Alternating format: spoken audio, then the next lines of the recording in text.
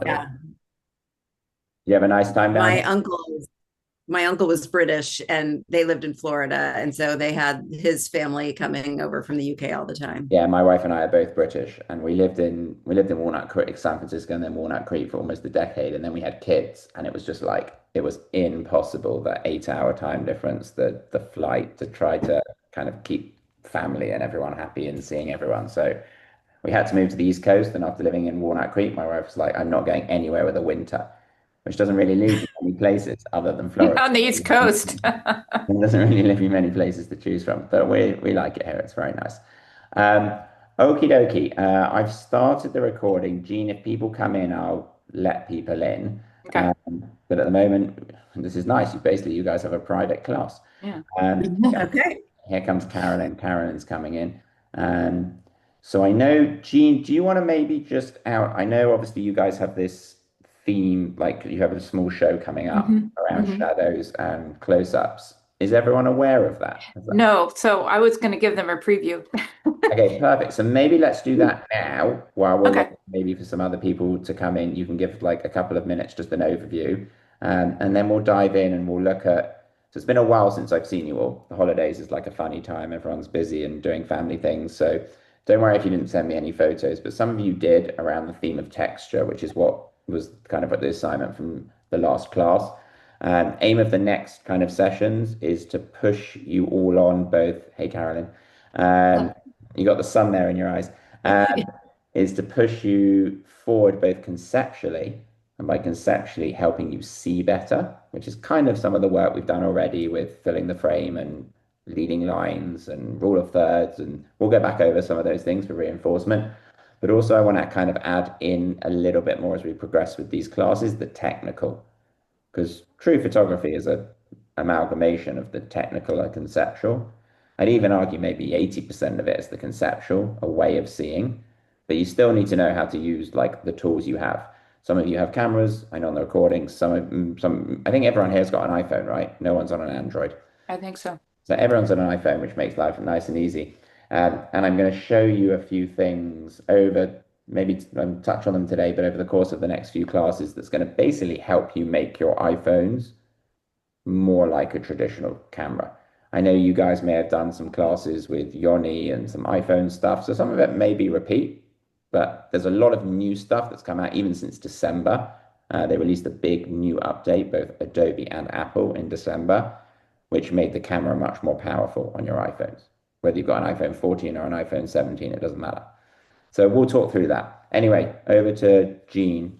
Yeah, I just remember I didn't bring my phone here and I'm going to have to run and get it, but I'll give my little sneak preview because we were going to announce this at our meeting next week. We're going to have another photo exhibition in May. It'll be at the last meeting at where is it, Lisa? Is It's there somebody's at house? Carolyn Stonovik's house. Okay. So it's going to be similar to what we did last year at Susan DeStefano's, where we'll display the photos um, of everyone who entered. We have two classes defined right now. One is botanical close-ups. So that could be a flower, of course, but also think outside the box a little bit. It could be a leaf, a branch, a seed pod, or something like that. So that's one. And the idea is to focus on texture, pattern, and form to review the beauty of what we're looking at. The second one is the drama as shadows. So create an image where shadows play a defining or dramatic role in the composition. And it could be in a landscape, it could be in a cityscape, it could be an everyday scene. So we're not limited to just landscapes. But the idea is to use light and contrast to emphasize shape, depth, and drama. So those are the two classes that we've come up with. There will be kind of a judging process, but as it was last year, it's going to be very kind and constructive because the whole idea is to learn, right? So we're going to probably have 5 or 6 entries per class. So there aren't going to be a lot of spots, but hopefully with some of what we're learning with Adam, it'll all come into play, and this will be an easy and fun assignment. Can I ask one Are question? any of them going to be like black and white, or are they what? Is it up to you? It's up to you. Okay. Yeah, that was one of my questions. Hmm. I'm gonna put it under the umbrella GCA often calls it creative techniques encouraged or allowed in either of those categories? We haven't specified that. What's your opinion on that? I mean, I think definitely because it lets people be more creative with especially if people know some of the more like in some I don't know. There's lots of different techniques that you could do, um, but sometimes explicitly GCA will say no creative techniques like allowed, and sometimes they'll say it is allowed. I mean, creative techniques to me are exciting as a teacher because it allows me to teach people new things, how to do new techniques, whether that's in the camera or whether that's in editing afterwards. That kind of opens up the Pandora's box of. I know. I think it's good in that it opens up the Pandora's box and that potentially you'll get a more diverse set of entries. Because for like a close up of a flower, you're just going to get a lot of. I mean, people still have to learn how to take them, but the images are all going to be relatively similar. It just may be a close True. up of a rose or a close up of Yeah. an orchid or a close up of a tulip or whatever it may be. Yeah. And There you again, that's go. kind of a And definite. that's natural, right? You didn't. Yeah, Yeah. absolutely, absolutely. Yeah. Yeah. Um, This and was my entry from last year, Adam. I just want to show you. This oh, was my cool. Beautiful. What was the theme for that? the theme for this was gosh, what It was was it? black and white. I know No, because this one's color. Yeah, oh, that's it's Uh, color. Oh, it looks color. black and white to us. yeah, I can't remember, but it was like a scene from a public garden. That's what Yeah. it was. It was just a very general. That had to include plant material. Yeah, it's good to keep it general because then people can kind of take it where they want to take it. Where did you get that printed, Lisa? Where did I take it or where did I get it printed? Printed. In Walnut Creek. Oh, Uh, they're Mike's cameras. yeah. Well, they're in Pleasant Hill. Yeah. Oh, Pleasant But Hill, right. Yeah, yeah. And But then I was going to say, just because I teach so many GCA people and so many GCA groups, if ever you do need to get, in Jean's case, will the entries for this be digital, and then once digitally accepted, you'll then print them? yes. There's a great company called Bay Photo, who are in Santa. I get nothing from telling you this, but it's just that one of the top like photographic printers in the whole of the US is in Santa Cruz, so it's really close to you guys. Um, and they do all the stuff that you would want to do for GCAs in print it, mount it, have it all ready. The bonus is it literally just arrives at your door and you don't have to do anything. The prices are very, very like competitive, the same as what you probably pay with Mike's camera, maybe even a little bit less. But it's one of the top three camera labs in the US. Hmm. And it's basically on your Oh, and it's that's basically great on, and it's basically information. on your on Thank your you. on your doorstep. Look them up. Um, but they're really good if I mean there's a million different ways you can print your images. But when GCA often give that jurisdiction of like cannot be more than 50 like inches in perimeter or must be they do it. It must be 2 to 5 megabytes. All that stuff, Day Photo is super used to dealing with, and it just makes life a little bit easier and convenient for you guys because you don't have to go to Mike's camera. You don't have to go to. There's a store in Montclair. Yeah. There's a store in Montclair which I can't remember what it's called now, where a lot of people go. But it's like you have to take you have to take the thing. You have to take it on a stick. You have to send it to them. Like it's a whole palaver. You can literally just go in, upload the photos, say I need it like this, and 2 days later it's at your door, and they're really good. Um, so look them up, but that could be helpful in the long run. Yeah. No, that is helpful. no, always Um, a new Lisa, resource. could you raise the picture again? Because we are going to specify the same um, mounting requirements Mhm. that we did last year, which is the black foam core board. Yeah, yeah. So as Lisa, can you say that it was pretty easy to get it Oh, done? yeah, it was very easy. I took it in to Mike's and told them, the size, and they did So it. Yeah, I you can picked do this that. up, it was wrapped up. I delivered it to Jean, and then we did like this enough that we blew it up and oh, well. 24 by 36 and put it over our fireplace, and they did that for me. Oh, great. Oh, wow. I won't tell you, but they probably sent it to Bay Photo and then sent it back. That's probably what they did. That's But yeah, hilarious. all that black foam core mounting is like ridiculous that you literally just check a box and then it just saves the hassle of you having to go to the camera store. So good, Yeah. good, good to know. But the to come back to the themes, yeah, I have a think about it, Gene, whether like even because even creative technique can be black and white. I mean, that's a creative technique. It just Yeah. depends how broad or how narrow you want to make the scope of entry. Uh, no, black and white, that would be fine. When I hear creative techniques, I'm thinking of Photoshop filters and all that kind of stuff, which also black and white can be made that way also. But um, I'm leaning toward a little bit just keeping it simple and maybe not.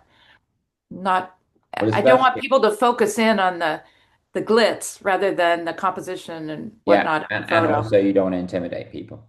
There's another thing. Exactly. So Yeah. And that sometimes, can be intimidating, yeah. especially if Yoni were to exhibit. She And we uses are we are keeping this very low key for our club this year. So 2 years in a row we'll have like low key, and then next year we are going to have an official GCA flower show where we will have photography as a component. So then people can get crazier. Okay, yeah, that sounds sensible. And when is the, I know you haven't fully announced it, but when's the submission by? How long have people got? actually probably February 1st. Oh, so soon, really Oh soon. no, well people will register starting February 1st and then probably want the photos by early May. Okay, great. But that's good to even know that it's opening up in 2 weeks. So we will touch upon it. Kathy's just coming in. We'll touch upon it today. We'll definitely talk a little bit about like what defines close. But once you guys have released it next week, I'll make sure that we kind of cover it in a little bit more detail. There's some specific ways of like how do you shoot shadows? Like there's some techniques that you can use to show shadows in different ways. There's some good photographers I can show you to give you guys inspiration both on the macro side, the close up, and on the shadows. So we'll make sure we cover that. So that's exciting. That's really exciting. And Yeah, it'd be fun. what's the size that you usually ask when I know Lisa's looked about like I don't know a 12 by 18 something like that It's maybe. up to 14 inches, max 14 inches in any one dimension, just because we need the Yeah, space to yeah. mount. So 14 by 11 or something like that in terms of 12 by 8 probably is the standard size that would fulfill everything. Hey, Kathy, Hi. Hi, uh, Kat. how are you? Good. Good, good, good. Okay, so anything else from your side, Gene? I don't think so, Kathy. We just kind of went over the photography exhibition we're going to have in May. So we just Oh, kind great. of, yeah, Okay, great. So we, Carolyn, Julie, and I all have a head start. You're way exactly. Ah! Oh, she's so competitive. Well, you've got the recording. You can go back and listen to the recording. But we'll Yes, we'll I we'll, will. we'll, we'll, Oh, darn. Gene, Whose side are you on? Once you've got it in writing, or you guys have kind of released it out to the wider club, can you just CC me in on that, just so I can see the language exactly? Oh, sure. I know you just Yeah. read it out, but it's just helpful for me to see the exact shows. Mhm. And then I will make sure that I may even do like one session on shadows, one session on like close-ups. May make sense, with lots of reference photographers and things to give you guys ideas. Okay, Hopefully we'll do you proud. say that again. I said, hopefully we'll do you proud. Oh, hopefully. Yeah, yeah. This is a no judgment. It's meant to be fun. I don't like making things too competitive. But yes, you guys will all do great. Okay, just before, so as I said at the start of the class, haven't seen you all for a while. It's been the holidays. We did some really good, strong, like kind of introductory lessons to lay down the foundations to help you guys going from taking photos to making photos. A lot of what I spent the last few lessons talking about, and you'll see this continue as a theme as I hopefully continue to teach you and you grow as photographers, is you'll hear me here that use the word intentionality a lot. What do I mean by intentionality? Good photography, hopefully, as you get better and you start creating, not taking photos, you become more creative than rather than just document documentarians. There's a rose in front of you, there's a California poppy, you just take a picture because you're like, oh, it's a California poppy. My job is to get you to be more creative, to see that California poppy and think, where's the light coming from? Where are the lines? Like, how can I compose this like in a certain way to draw attention to part or some or the whole of the flower? But really, the key with intentionality in photography is you want to use all the tools, or you don't have to all use them all at once, but my job is to provide you with a huge toolbox. And you can think of it that depending on the photo, you can pick up different tools that are appropriate to the right photo. When I say intentionality, as you get better and as you practice, and there's that great quote that I've already shared with this group that says your first 10,000 photographs are your worst. The more you practice, the better you become with intentionality, and the less you have to think about it, the more it becomes instinct, it becomes subconscious. Kind of like driving a car. Like you don't drive a car and think, oh my God, I've got to flick the indicator, look in my mirror, like push the brake, push the accelerator, like steer the wheel. Lots of things to think about. You just do it because you're so used to doing it. Photography is exactly the same. It's kind of a bit of a steep learning curve at the beginning that feels like there's a lot to think about. And then as you get better, kind of it's all downhill. And intentionality is really designed to be able to drive the viewer's attention to the main focal point. That's the key. Julie, can you remember what I mean when I say focal point? The focal point is where your eye goes. Yeah, Carolyn, kind of, yeah. That's what I just said, but yes, you got it. So yeah, it's where your eye goes. Anyone want to give a stab at a definition of a focal point? It's the You're almost uh there. It's like at the tip of your tongue. I know it's the subject of interest. That's it. You got it. That's the word I was looking for. Whoa, The good. subject. Nice job, Julie. So the focal point is the main subject in your image. And there's tons of ways that we can draw attention to the focal point, take the viewer's attention to it. That can be lighting, that can be composition, that can be pattern, that can be lines, that can be framing, that can be there's a myriad of things. I could list 50 things. But the key is when we look at a photo, actually I'm going to talk a little bit art school for you guys for a second. When you look at a photo, there should really be no doubt where your eye should be going.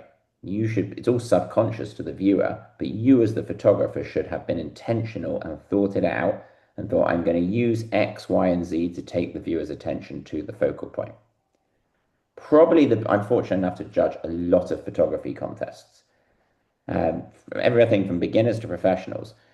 And usually the biggest critique that I see and fellow judges, other professional photographers see, is we're standing, let's make something up for you guys, the Lafayette Reservoir. You're standing at the Lafayette Reservoir and you're like, oh my God, it's beautiful. There's the water, there's the trees, there's the path, there's an amazing sky, there's that water tower.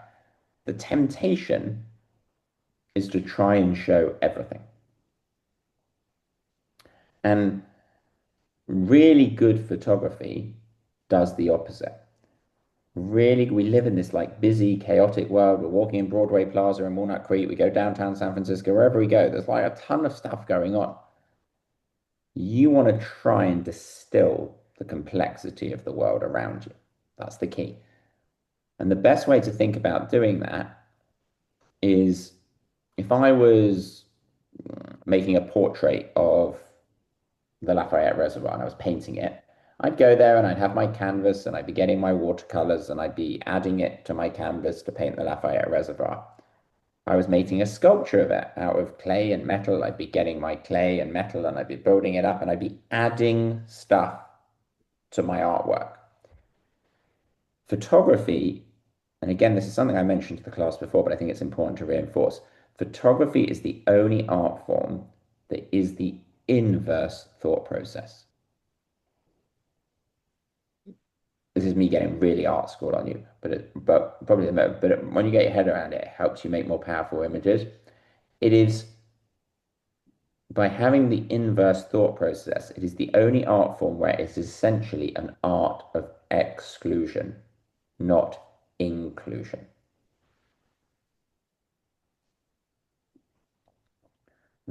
That's a very fancy way of basically just saying when you take your picture, when you create a frame, you want to make sure that everything in the frame is serving a purpose, is helping you. Usually that's taking the viewer's attention to the focal point. And maybe I'll show you an example in a minute, actually. I'll bring up an example of. But the temptation is usually to show everything. And when you show everything, you don't leave anything up to the viewer's interpretation. You give away the story. There's actually a really good phrase I like teaching that says, show less, tell more. Because sometimes when you don't show the entirety, you actually make people ask questions. You're like, what's going on here? I'm not sure. Like, where was this person? What were they doing? Or even like coming into the close-up theme for you guys, that's one way of creating abstractness, of removing. There could be a rose and maybe in a vase in your kitchen, and maybe behind it you have a kettle and you have a socket and you have some clutter. Lots of people just take a picture of like the rose could be in lovely light, but they wouldn't think to move their perspective, shift around, and think about how can we create a photo of this rose. One way would be to go close up, where we get rid of all the clutter. Sometimes it's as simple as like you take a picture and there's like a tree limb. GCA hate this. Like when I sit on the judging panels for GCA, and you'll see like a tree limb hanging in of the thing, or you'll see a palm tree growing out of someone's head, or you'll see like a telephone wire all the way up here, and they've taken a picture from Briones National Park, Briones State Park. But you've got to try and remove the clutter. Just before you take that picture and you press the button, you've got to ask yourself the question, are all the elements in my frame serving a purpose? Are they all helping? A lot of the time, the answer will probably be no.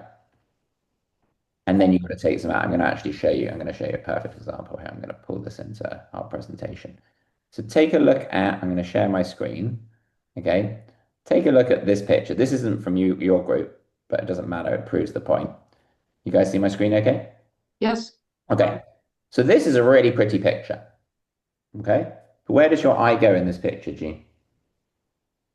I go to the water. Or no, I'm sorry, the sunset. Okay.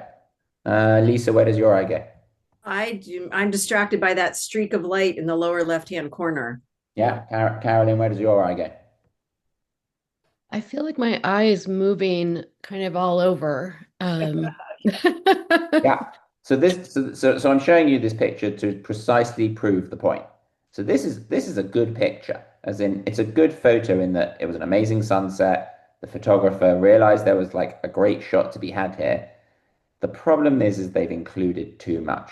I could have surveyed all of you and everyone's eye went to a different point. To me, like this is really distracting. Like they could have just moved one step to the right and this disappears. Like I get stuck here, I get stuck here. The horizon is right through the middle of the picture, which we know we want to try and avoid. If you remember back to the rule of thirds, it kind of makes the photo feel like it's split in two. There is like an S curve running through this. There's some nice points kind of take you through. But ultimately, this picture would be a perfect, if I was judging this picture, I'd say the photographer has tried to show too much. And there's no story being told. Compare it to, let me just make sure I got it right. Da, da, da, da, da. Compare it to this one. Let me just get to you guys.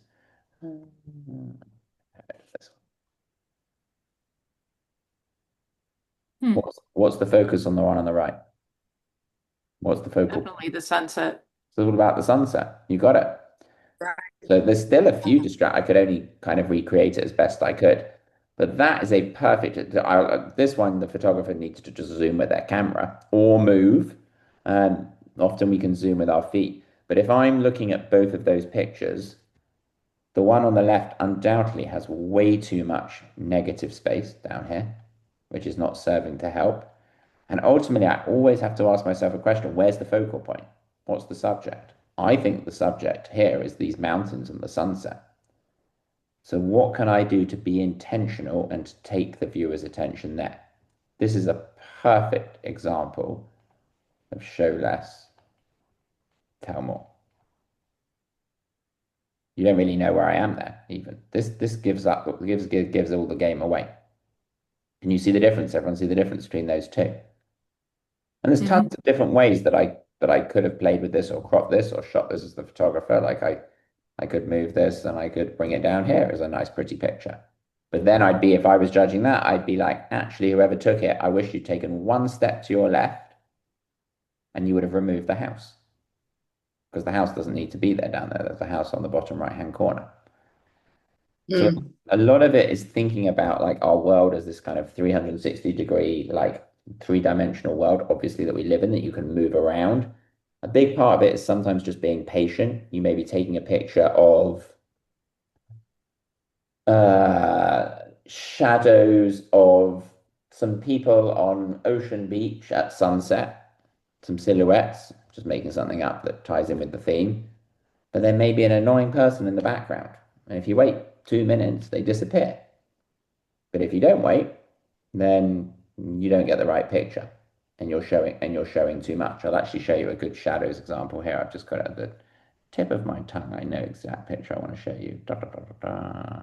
There we go. Let's come back to you guys, which is Orinda. Okay. So like look at this picture when it comes to shadows, and we've got lots of texture pictures here. But look at this picture about being waiting for the right time and the right moment. So the photographer here has purposely waits until this person has like thrown the ring. And look how it's getting caught in that lovely sunlight. There's no doubt in my mind that usually the focal point is often the brightest part of our image. There there's lots of cool things going on here that the photographer's done. This is, who can remember the type of line where it looks like a triangle? Anyone remember what that's called? That type of leading line? Vanishing. Very good. Nice job. So good job, Julie. So you can always remember a vanishing point, but it's a triangle. If you turn it around, it makes a V. It's a vanishing point. That's the most common type of leading line. And here the photographers used the vanishing point. Again, arguably, they've shown it maybe a little bit too much. I'd probably crop a little bit off the sky. But the key here, this is a shadowed picture, arguably, because there's lots of shadows going on. But look how they've waited for, there's a famous photographer called Henri Cartier-Bresson, who's like the Ansel Adams of street photography. And he coined this term, again, that they would teach you if you went to photography school, called the decisive moment. Oh, And what the decisive moment means is basically you line up your frame, you see what's like, you think, oh, I found a cool vanishing point there, I found an S-curve, rule of thirds, the lighting's pretty good, but it may be missing something. Maybe you're waiting for your dog to run into the frame, maybe you're waiting for the sun to peek out from the cloud. It's all about being patient. When that decisive moment suddenly happens, I'll show you here, let's just get up a window here.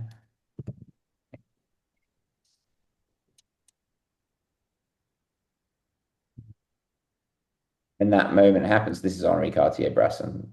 So like, I don't know, let's use this example. These are all examples, come on. Okay, so here on this picture on the right, he's seen an S-curve, he's changed his perspective. He probably stood there for 5, 10 minutes, 20 minutes. He waited for it. He knew someone was going to bike past or walk past the you minute. guys see something on the right? I don't. Am I You see missing? it? You can't see my screen? We're still seeing the original picture. Yeah, Oh. we're just seeing the original one. Oh, hold on. Thank you for telling me.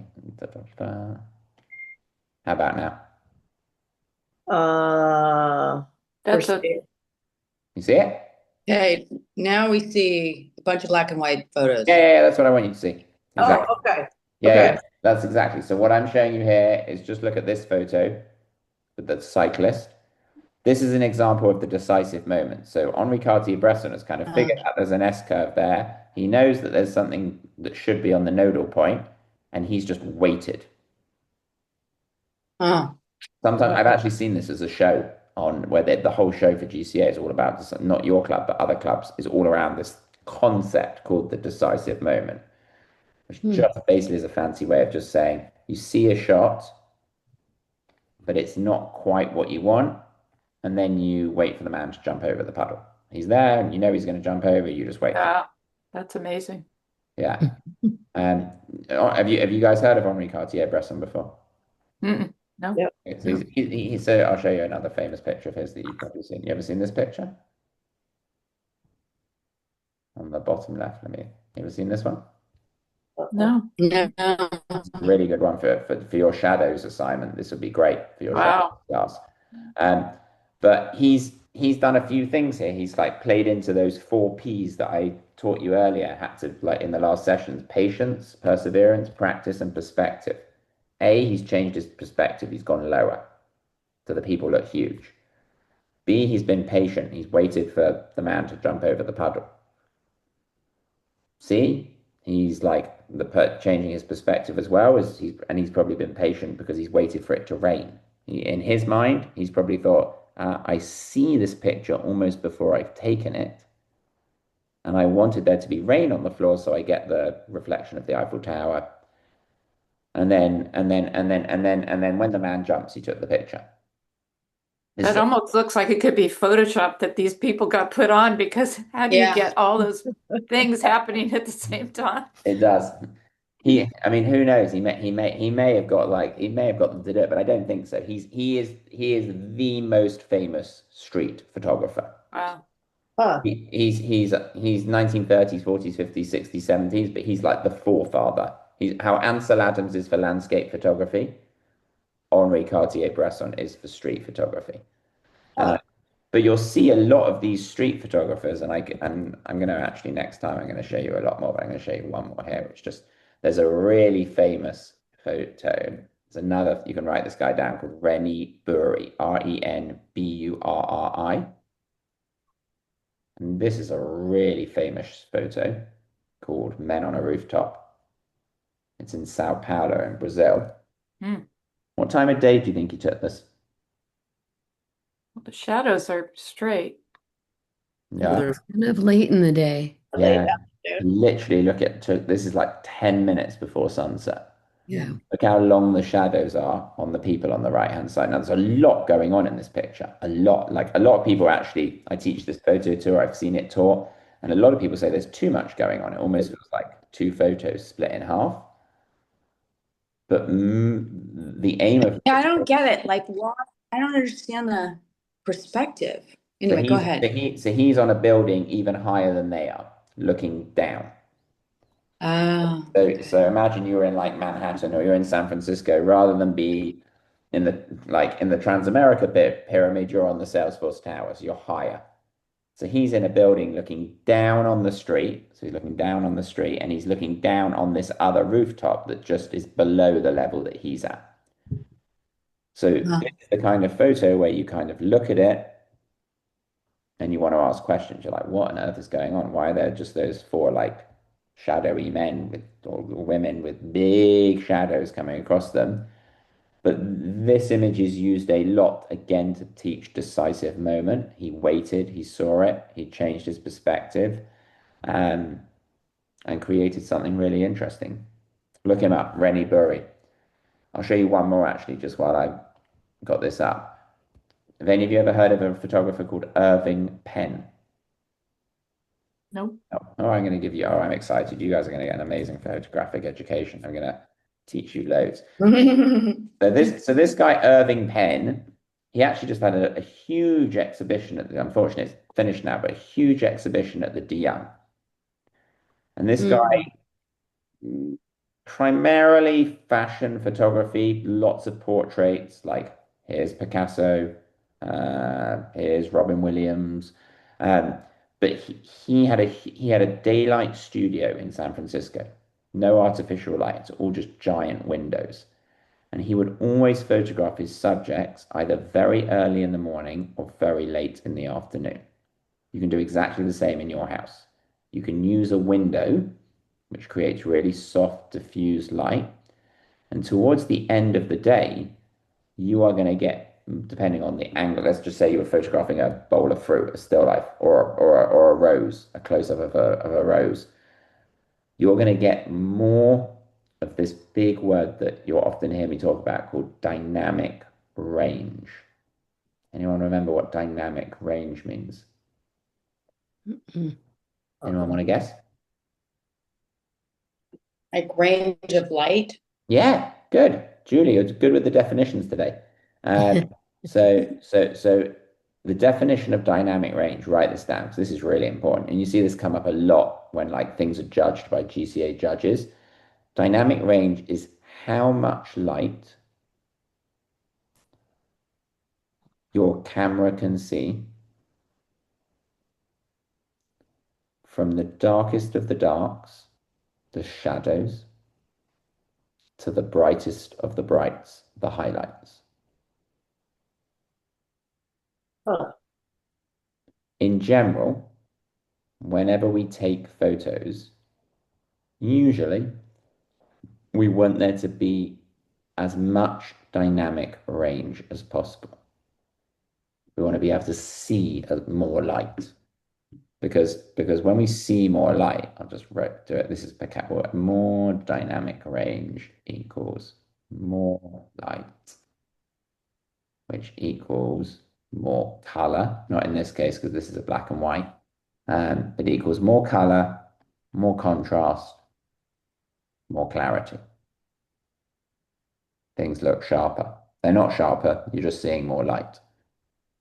And when you go out and buy a new iPhone or a new camera, constantly they're marketing them as you go from iPhone 13 to 14 all the way up to 17. Every time a new one comes out, they'll say has 20% more dynamic range, has another 20% more dynamic range. It just means that it can see more light, which means that you can create more impactful photographs, stuff that kind of stand off the page.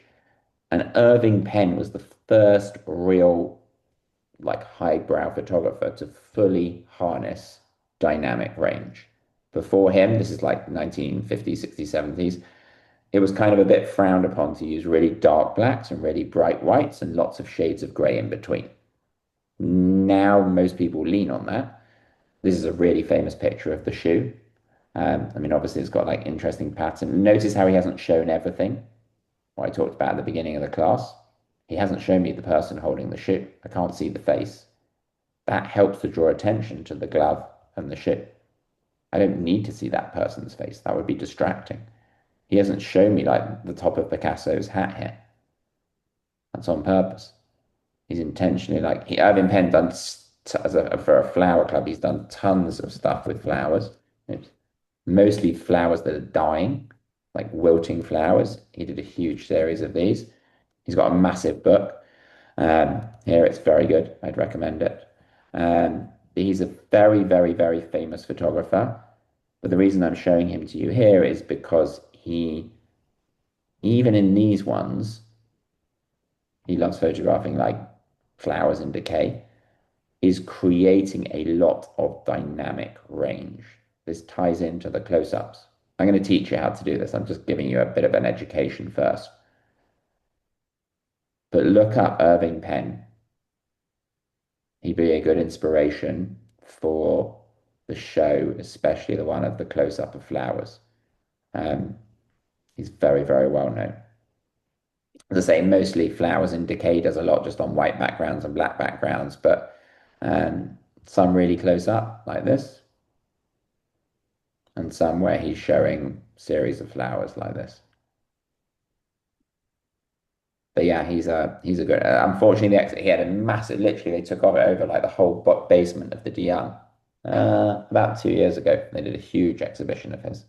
That looks more like a botanical drawing than a photograph. Yeah, a lot of them do. A lot of them feel very graphical, and it's even like look at this, the poppy. Whoa. Yeah, cool. Yeah.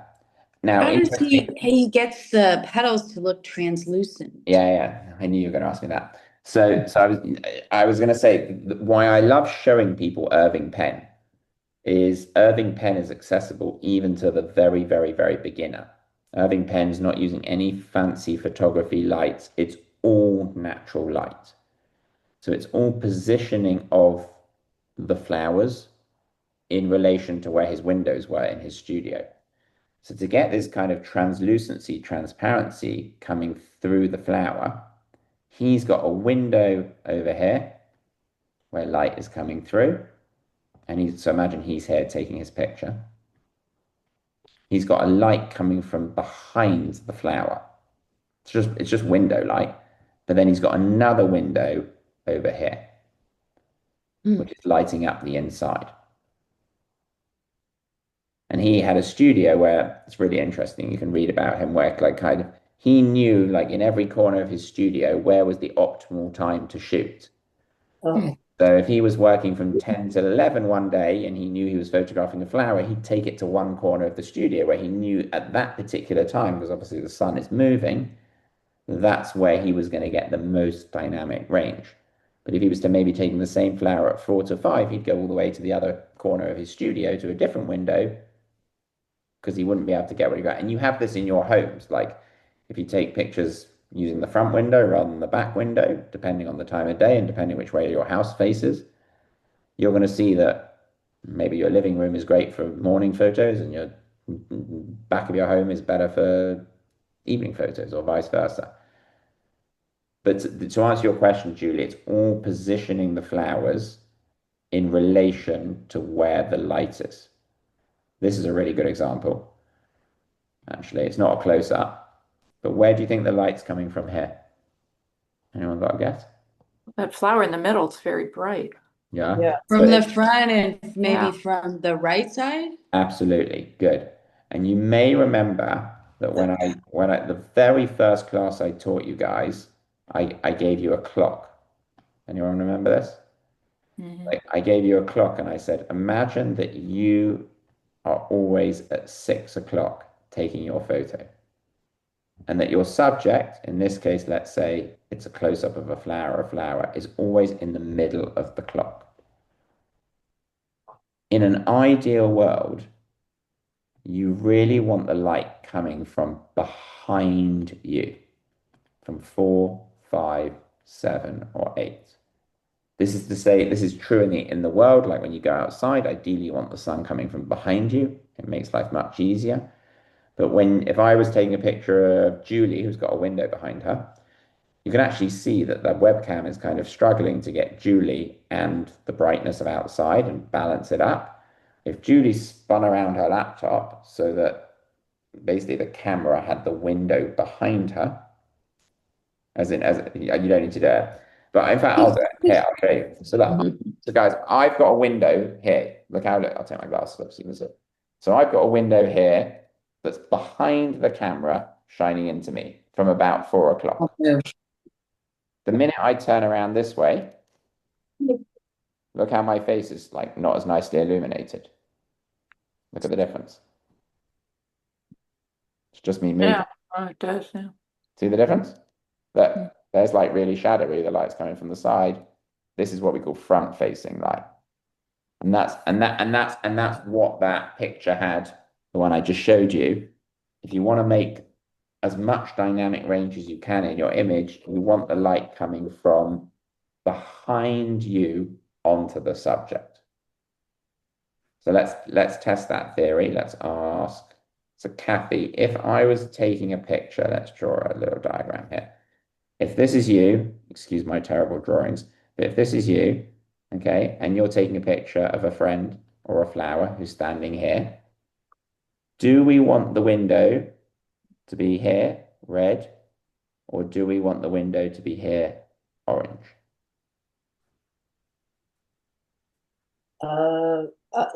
Red. Yeah, absolutely. Yeah. Good. So you want to have your back to the window or your Right. back to the sun. The closer you can get that vase of flowers, that close up, especially like later in the day or early in the morning, the softer the light will be, the better quality of the light. So I'll often say to people, like, take a vase of flowers, take a rose, a tulip that you're photographing, back yourself up to the window and have the rose 2 inches, no, not 2 inches, 2 feet from the window. Don't have it all the way at the other side of the room, so the light's not going to get to it. But this is one way straight away to increase the dynamic range of your photos. It's just purely by putting the light behind you. And that helps things look crisper, clearer, more colorful, all that stuff we talked about. I have a random question. So if you're like in the, not that I am, but like a GCA and they're checking off like what they like to see, like this picture here with the fisherman, Yeah. It's focal point, lighting, clear, all that. So when they do something like a flower, do they have a different set of criteria that they're because it can't be focal point? I mean, I just was curious Not necessarily. because we learned so much about it's a good question. So let's say we pull up this picture. Okay. Oh, that's pretty. Yeah. Okay. So where's the focal point here? Yeah, the little drop. It's clear, right? So they would still, has it got good lighting? Yes, the lighting is coming from behind the photographer onto the flower. Has it got good lines? Yes. Has it got good? Actually, the questions, is there anything distracting? Like, is there anything in the frame here that's not serving a purpose? I actually think, Kathy, that the questions that they would ask myself, and I know when I judge photos, whether someone sends me a picture of a dog, a landscape, a flower, it doesn't matter. In my head, I'm usually running through the same criteria. How's the lighting? How's the composition? Is there a clear focal point? How's the focus? Like focus is another one we haven't spoken about today, but focus is one way of bringing attention to the main focal point. But I think a GCA judge would ask themselves the same. Like they all went to Hawaii like before the holidays, and they all sit together and they sometimes ask my opinion on like how do we structure? Because the challenge is how can everyone judge the same? You want consistency, and the framework is the same in terms of the questions they would ask, regardless of genre. Got it. Thank you. That makes sense. Yeah, that makes sense. Yeah, that's a beautiful picture. That's a beautiful. Yeah, it's a really good picture. Yeah, this is to come. We'll talk about this when we get to our close. And a little tip, whenever it's a fun thing. This is a creative technique, but not crazy creative technique. Something that would probably be okay with Jean without going crazy into Photoshop filters. Is when you see these drops like this, and you see lots of these water drop pictures. Usually that's not water. It's actually glycerin. So people go to the hardware store, or they go to the grocery store and they buy glycerin, which is more viscous and thicker, but it looks like water. And they'll get a little pipette and they'll just pipette a little bit of glycerin onto the edge of a plant. And unlike water, which just falls straight off, it will hold. Oh, wow. Yeah, it's again, not to jump too much, but I'll show you water drop photos. Great. You can see my screen, right? Yes. Okay, so like I don't know, a picture like this is 100% not water. Oh, Wow. wow. Whoa. Because water wouldn't hold like that. And people get really creative. They'll like go up the stem of a flower or something and they'll dab, dab, dab, dab. But important in all the earth one, that's fake. Don't worry about that one. That one's Photoshop. But in all of these, you'll see where's the sun coming from in all of these? Behind the photographer. But those have to be Photoshop too, no? I mean, Nope. That's picking up. It's just they're shooting down, and this is definitely not photoshopped. There's some little plants down here, and the photographers just position themselves so the light, the way that it's refracting. oh wow. Yeah. This is a little bit more of an advanced thing, but it's something you can definitely try, and I'll teach you as probably next time about how to. But you can almost see it. In fact, there's someone show. Is that their pipette? But it's never water. People try this with water, and it is almost impossible. You can see they almost look fake. They do. They don't look real. They look like someone's put in a garden inside them. And the pro photographer's trick is glycerin, not water. Wow. Yeah. So is that glycerin, all those even smaller dots? Even I would imagine, yeah. They probably put it in a spray bottle and they've just sprayed it and then they pipetted their drops. Because think about it, if you put water here, how long does water hold like that? Drop. Not It's like a long at all. millisecond, Yeah. and then it's gone. So it just gives you more room to play with because it's thicker, but it looks like water. And that's one thing that potentially you could think about as something, oh, I want to try this, especially when we learn soon how to really close up macro focus. Especially when I do flowers. You'll see it's a really popular technique. But all of them have a definitive fit. You can actually see that's glycerin because you can see how it's like sticky. But it's cool. You can do some really, really, really neat things with it. So how long would that drop stay? 5 seconds, Okay. not long. You've got to be set. But water would be a millisecond. Yeah. Obviously, and there's other like it depends if it's windy. Like if it's not windy, then it sticks far longer. Like look at this one. Someone has like painstakingly gone along the flower and they've dropped all these things on. Um, but it's a really, really good creative technique. You can do it inside, you can do it outside, like there. That's picking up. But on all of these, the light is coming from behind the photographer. That's the key. You have to move. If the sun was like over here on our clock at like 10 o'clock or 11 o'clock, this won't work. So ideally, I want you to try to always position yourselves, no matter what you're shooting, with your back to what we call in photography the key light. And the key light is just a fancy way of saying the main light source in your image. The main or the strongest light source.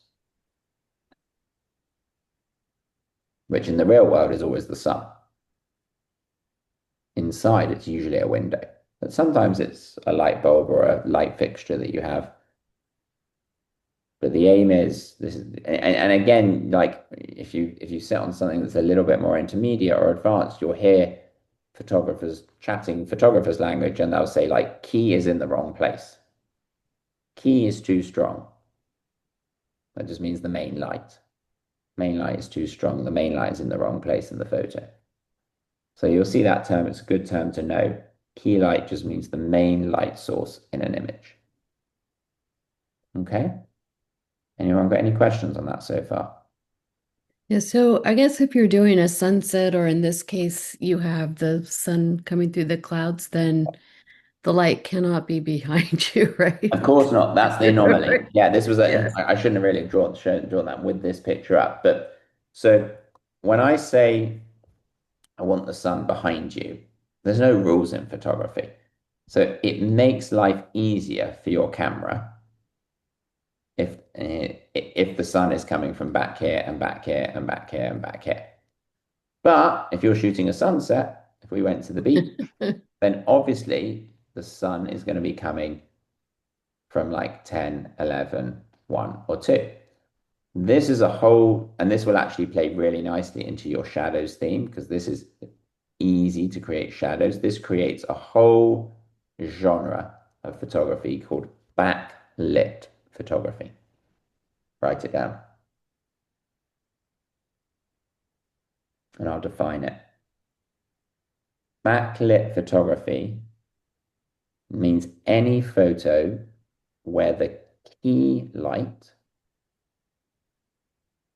is behind the key light is the main light, remember, where the key light is behind the subject facing into the camera. Mhm. Which is exactly what happens if you go on the West Coast, if you go and shoot a sunset. If you're on the East Coast, it's a sunrise. Because the sun is straight in your face. You're looking straight out into the sun. Now, when you are encountered with a backlit scene, you have a very large dynamic range. That's to say, there's a big spectrum from the very bright thing over here to the very dark thing over here. There's a big variance, there's a big difference. And that dynamic range is usually too large for the camera to get everything correctly exposed in one frame. And you can see in this picture here, like in real life, if you had been standing here, these would not be as shadowy. The people wouldn't look as shadowy. But in this case, that's okay, right? Of course it's okay. Yeah, I'm going to, Yeah. no, it's a plus. But Yeah. I'm saying that the if you imagine I draw dynamic range and here's the shadows. Oops, let's do it in black. Here's the shadows. Here's the shadows. And here's the highlights.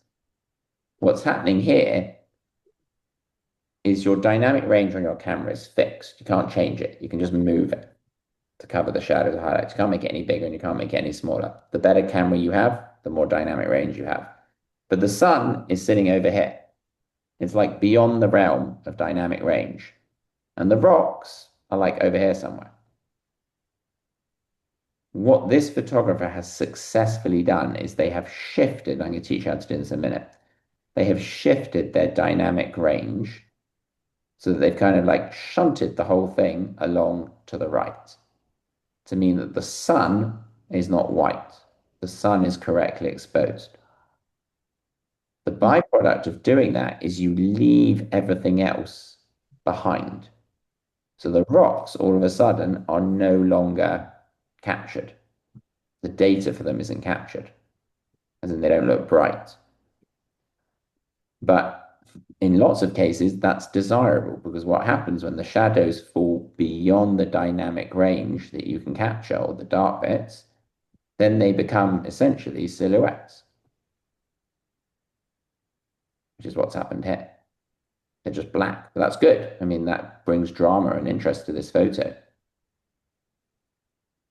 So the key when you, especially at the beginning for you guys, I'll actually pull up another photo. This is going to tie in really nicely to the shadows theme, this photo. Okay, so both of these photos, the sun is theoretically in the wrong place to where we want it to make our lives easier. But there's a technique that I would encourage you to do, which is whenever you are in a situation where you're photographing a sunset, you have to always make sure that your camera exposes for the highlight. Hmm. And I'm going to explain what that is, and then I'm going to show you how to do it. Anyone got any idea what that could mean? Expose for the highlight. Lisa, you want to guess? You want your focal point to be the thing that is the exposure that you want? No, not necessarily. Anyone else want to try? This is for the Well, the low lights or the shadows are muted. It's you want the highlights to be the strength of the picture and everything else is kind of silhouetted. Yeah. So essentially what you're doing, imagine this is my dynamic range. Here's my shadows. Here's my highlights. I'm moving my dynamic range so it gets the highlight just means the bright parts of the picture. So essentially what expose for the highlight means is you ensure that the brightest part of your picture is not overexposed, is not too bright. Because you don't want the sun, and this is a mistake that people make the whole time, where the sun will look like that. That I'll be able to see the people throwing the ring and I'll be able to see more of the rocks, but the sky is bright white. Same here, like someone will photograph this bird, I don't know, but the sky will just go white behind it like that. You want to make sure that the brightest part of your photo is correctly exposed. The plus side of this is what happens is A, you don't have an overexposed sun. So you're photographing a really beautiful red, orange, yellow sunset or sunset sky. Happened in the very first picture that I showed you, this one. This is exposing for the highlights. So the photographer here exposed for the amazing red sky and didn't really care about the bottom. Just went all black because the dynamic range on their camera couldn't capture the sky and the foreground. So they made the smart decision to say, I want to focus on the sky. If they would have focused on the foreground, then I can't really recreate it, but this would have all become messy and the sky would have been bright white. And the byproduct of doing that is you end up with a silhouetted, really strong shadows picture. It's one way to be able to start creating interesting shadowed pictures is to shoot backlit and expose for the highlight. So you shoot backlit. Yeah, so shoot backlit, i.e. the sun is shining into my camera behind the subject, and you make sure that that bright thing, which for you guys is always going to be the sky, sometimes a window maybe, but you make sure that the bright thing is correctly exposed. Shoot backlit and make sure That the bright thing, the highlight. that the highlight. And you're saying exposed and not in focus. Yeah, it's different. Yeah. Yeah. Okay. That's a really good point, Gene. A lot of people conflate focus and exposure. Exposure means how am I going to set the light in my scene? Focus is what do I want to be sharp and what do I want to be blurry? They're two totally different things. Mm-hmm. And we'll talk about them in a minute. But let me show you how to expose for the highlight. Because the theory is great, but if you don't know how to do it, it doesn't really help. Most of you hopefully are in a room where you have a window. And if you have you got your iPhones there? If everyone picks up their iPhones, I'll show you how to do this on your I iPhone. need to get my iPhone. Okay, I'll just wait till Jean comes back. No, please go ahead. Open up the camera, everyone, on your iPhone, please. Okay, and point it out the window. As in, point it out the window. Okay, but don't shove your camera right up to the window. Like, have some of your room in the window in the picture as well. For most of you, the air, I don't know how bright it is outside today, but the outside is going to be considerably brighter than the inside of your house, i.e. you're basically shooting backlit by shooting into a window. That makes sense? Uh-huh. Okay. Now, all you have to do on an iPhone, it's so simple. And I actually taught you this technique for a different reason. But if I'm pointing out my window, all I want to do is I want to tap on the window. And I'm going to go 1, 2, 3, hold. And so you go 1, 2, 3, hold. And you may see the light change a little bit. You may not, depends how bright the day is. But what you'll see is at the top, it will say AEAF lock in yellow. Yep. Everyone got that? Yep. Okay. That means we don't worry about the AF for the time being. The AE means auto exposure lock. That basically means you're taking control of the camera and you're saying, I want to set the dynamic range. I want to expose for the highlight. If you imagine you were pointing at a sunset, you would hold your finger on the sun, the brightest thing, and you would go 1, 2, 3. It's you taking more manual control of the iPhone than letting it all be in automatic. It's really easy. You just got to remember to do it. And then if you tap anywhere else, it will take you out. So first thing to do is the 1, 2, 3 hold. Make sure you see AEAF locks. Everyone got that?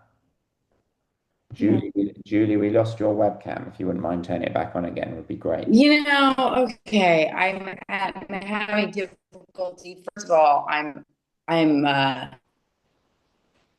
working. I'm listening to you on my iPhone. Okay, don't worry. I can't really Don't worry, you're fine. As long as you're there.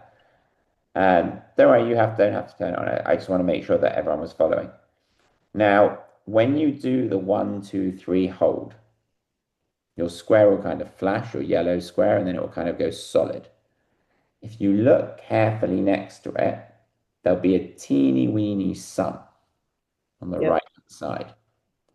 If you take that sun, your finger on the sun, and you drag up or drag down, the photo is going to get brighter or darker.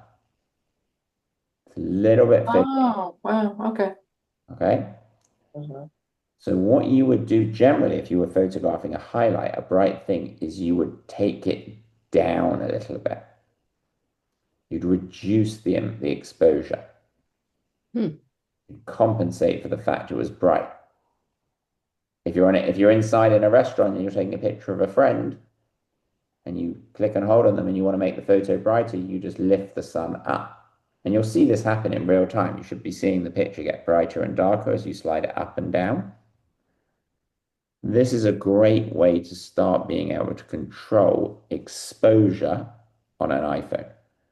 So even like actually, Lisa, can you just hold up that picture that you had again if you've still got it, the one that you did for the contest? Okay, so Lisa kind of got lucky in a way in that the light was obscuring, like the tree was obscuring the sun. If the tree hadn't been there, that would be an very difficult picture to take. So Lisa is shooting that picture backlit. She's shooting into the sun.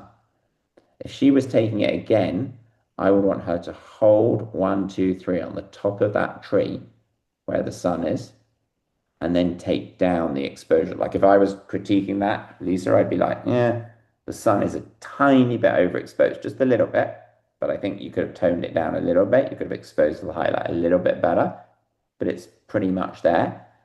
But if Lisa didn't tap on that tree, the iPhone is going to look at like the whole scene and the ground and all the shadowy things.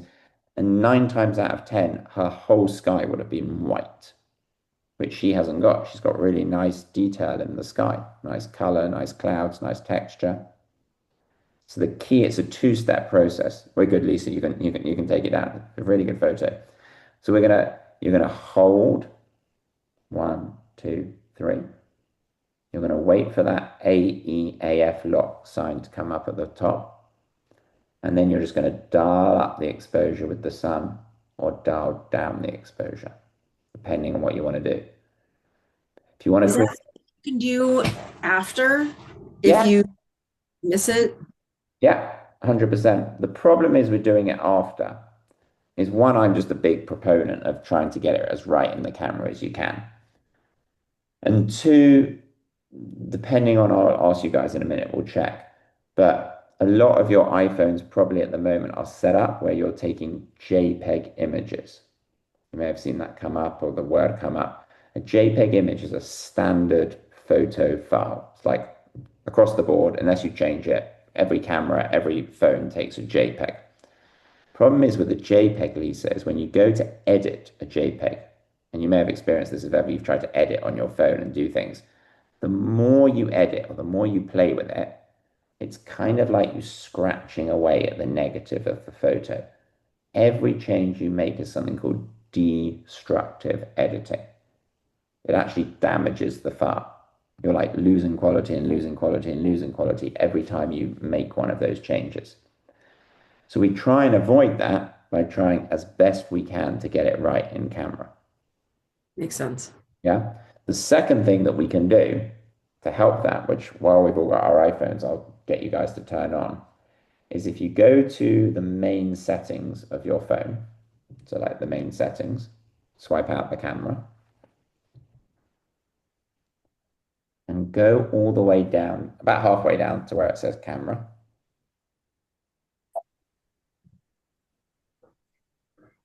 Let me know once you're there. There. Okay. Yep. And it's going to be slightly different for all of you because you've all got slightly different iPhones. But about halfway down, it's going to say formats or file formats. I want you to click on it. Okay. And then you should see at the top, it will say high efficiency, most compatible. Make sure high efficiency is checked. And then underneath that, not all of you, I don't know which iPhones you've got, but it will probably say photo mode or photo capture or photo resolution, slightly different wording depending on the iPhone. Click on that and make sure it's on the highest number that it can go on if you have it. Some of you it will say 24 MP, some of you it will say 12 MP, some of you it will say 8 MP. That's just megapixels. That's how many pixels are crammed into an image. The more megapixels are crammed into an image, the stronger the image, the more quality it has. So I'm sorry, say that again. Where is it? This is in photo. So you're gonna go settings, Uh-huh. camera, Right. formats, Right. and then you may not have it. No, everyone's got it on their iPhone. Depends which iPhone you got, but there should be a subheading, like the second one down, that says photo capture. Yep. Okay. And what number is that on when you hit on photo mode? 24 MP. Perfect. That's what we want it on. That means 24 megapixels. And you've probably got an option for a smaller number than that, like 12 or 8 or 6. Yeah. That just means you'd be taking megapixels just means how many your photo, if we zoomed in with a microscope, has all of these tiny, tiny, tiny little megapixels. It's how many megapixels are there per square inch. The more megapixels there are, the more quality you get in your picture. So that's good. We want it on 24. But the key reason why I wanted you to come here is the next one down, which says something along the lines of, depends on your camera. Some of you, it's just going to say Pro RAW, like this. It's going to say like Pro RAW. You want to be looking for this word that says RAW. Some of you will say resolution control. Sometimes it says raw resolution control if you've got a really old iPhone. But I want you to turn that on if it's not on already. So then we'd be shooting in RAW rather than. Well, I'm going to show you, yeah. Okay. Or not the whole time, you're going to have the option to shoot in RAW. Okay. And so by default, you're shooting a JPEG. But whenever you're out and about shooting for this photography exhibition and you're shooting a macro of a flower, I'd much rather you were shooting in a RAW version because it's about 4 times the size and 4 times the quality. And the big advantage of that, what got me thinking about that was Lisa's question, is if you edit a RAW file, it's something called non-destructive editing. It doesn't damage the file. It's like a digital negative, and all the edits you do just kind of float on top of it, but you're not scratching away at the original file. So if it's on, isn't it always shooting then in that? No, I'll show you in a minute. Did everyone get it? Did everyone get it on? Yeah. Yes. Okay, cool. So let's swipe back up and let's go to your cameras. And what you will now see on No, the... I think we talked about this last time, the raw. Did we? You talked to us about that. Good. Okay, good, good, Yeah, but good. anyway, go ahead. We'll do a refresher for some, because if you didn't have it on, then you never did it. And Yeah. No, it was good because what you said was you don't have the same amount of data to edit. And so if you edit, particularly if you're magnifying, I think this is what you said, that it's going to come out blurry. It's not going to be good. Yeah, another, if you're not in RAW. Yeah, the more, think about if this was a 10 megapixel image, I'll just make something up, a JPEG, and you were like, oh, I really just want to crop in on the bird's head. That's maybe 10% of your frame, and I want to do that afterwards. Well, then the resultant image you're going to end up in is going to be 1 megapixel, which is useless. You need to have at least 5 to 10 megapixels to do anything with your photo. If I would have taken this same picture as a JPEG, and it's, let's say, 60 megapixels, and I only take a tiny little proportion of the bird, I'm still left with a 6 megapixel image, which is usable. So that's another advantage, Julie, of shooting in RAW. It allows you to what's called pixel push, which just means crop in on a picture without losing as much quality. Okay, so if you come to your cameras, Depending on what iPhone you have, for some of you, it's going to be on the top left, and for some of you, it's going to be on the top right. But you should see the word raw. A lot of you are going to have a line through it. Depends on the iPhone you've got. Some of you won't have a line through it. If you don't have a line through it, great. Mine is saying HEIF 24. Great question. So can you click on that? Yeah. Click on where it says HEI, and do you have the option to then choose raw? Yes. Change it. Yeah. You should have the option to change it. Yeah. 48. Yeah, that's the HEIF is just another file type that's just not very useful for you guys. So I really want you to take the resolution and the quality of the pictures that you take up a notch. And an easy way of doing that is to shoot in RAW instead of shooting as a JPEG. Now, not every picture lots of people take pictures of receipts and things in the grocery store and like letters and whatever you're taking pictures of, those don't need to be in RAW. You can actually click it and you can turn it off. And just click on the other one, HEIF, sorry. But for all of the photography where, let's say, you're using it and you think you want to do something when you're on vacation, when you're on safari, when you're out with kids or grandkids or pets and you want to take a cool picture, I'd really recommend shooting in RAW. And we've now just turned it on all of your cameras. You can always go back and turn it off if you want to. The only downside is it takes up a lot of space. So for every one picture you take in RAW, it's like taking 4 JPEG pictures. You're just going to be a bit careful there in terms of like, you don't want to be shooting thousands of pictures of receipts in RAW because you're just going to take up space on your phone. So if we don't want the raw, we put it back in HEIF. That's it. Yeah, it's really easy. So with raw, especially with the close-up of a flower or whatnot, are we going to see more detail? Absolutely, 100%. Yeah. So I mean, I just brought a few. These aren't yours, I know, but just to give you ideas. Like if I pull up if we use this one, okay. I mean, you can see that's 100% been taken as a raw file. Like I can just see as a professional photographer, I just know because you wouldn't get that level of detail on a JPEG. Same on, let's just pull up another like close up of a flower.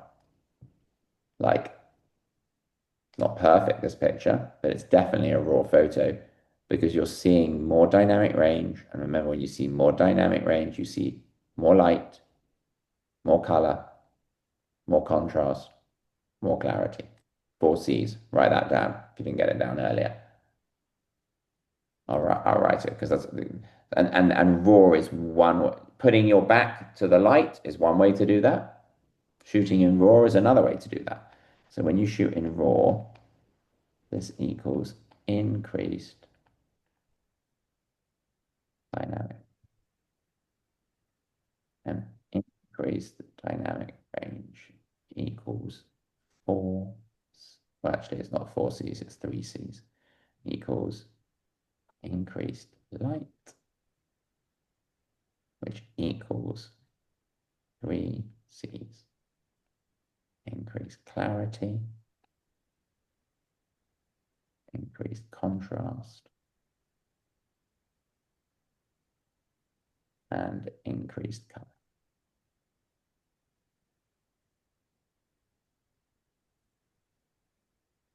And also, when you go to do anything